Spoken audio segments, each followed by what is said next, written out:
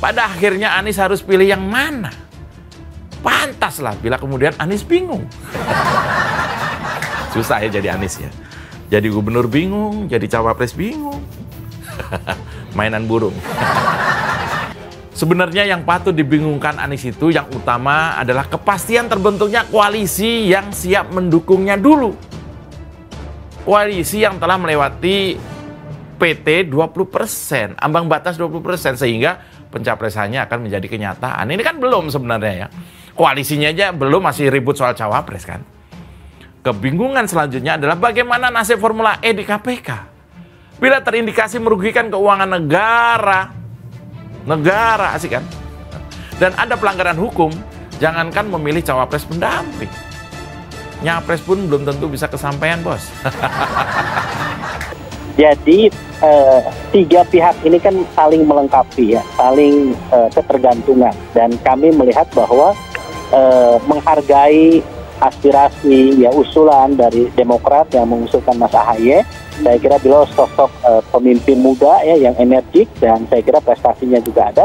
Tetapi memang bagi kami ya saat ini masih ada waktu untuk bareng-bareng. Ayo kita siapa?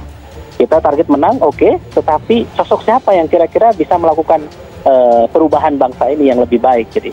Dan kami menawarkan kenapa Kang Aher misalnya gubernur 2 periode Jawa Barat, ratusan prestasi yang telah diukir oleh beliau ketika memimpin Jawa Barat. Anies dinilai tebar harapan kursi cawapres ke Ahaye dan Aher.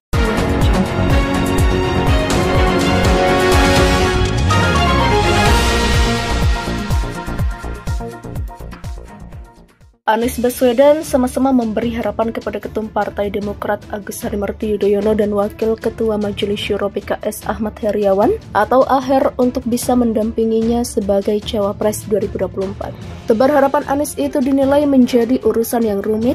Hal tersebut diungkap oleh Direktur Eksekutif Parameter Politik Indonesia Adi Prayitno.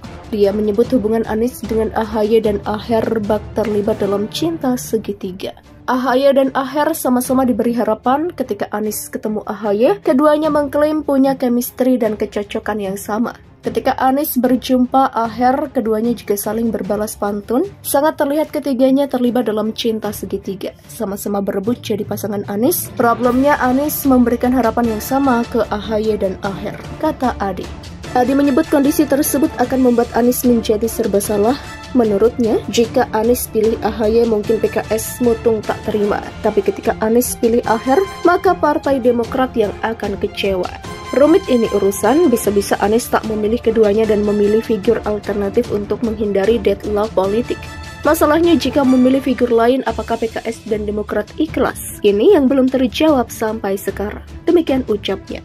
Lebih lanjut, Adi mengatakan persoalan Cawapres ini yang membuat rencana deklarasi koalisi Nasdem, PKS, dan Demokrat pada 10 November belum clear. Terlebih kata dia, PKS belakangan terlihat menolak karena diduga belum ada selesai di internal ketiga partai tersebut.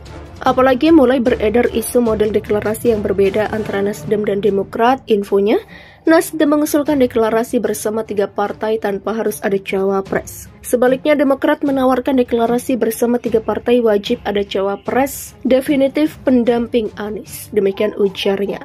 Sepertinya Demokrat masih trauma pengalaman pemilu 2019 yang berharap Prabowo bisa berdampingan dengan Ahaye, tapi nyatanya setelah Demokrat nyatakan dukungan, Prabowo malah memilih Sandi sebagai tandem maju Pilpres. Demikian tambahnya.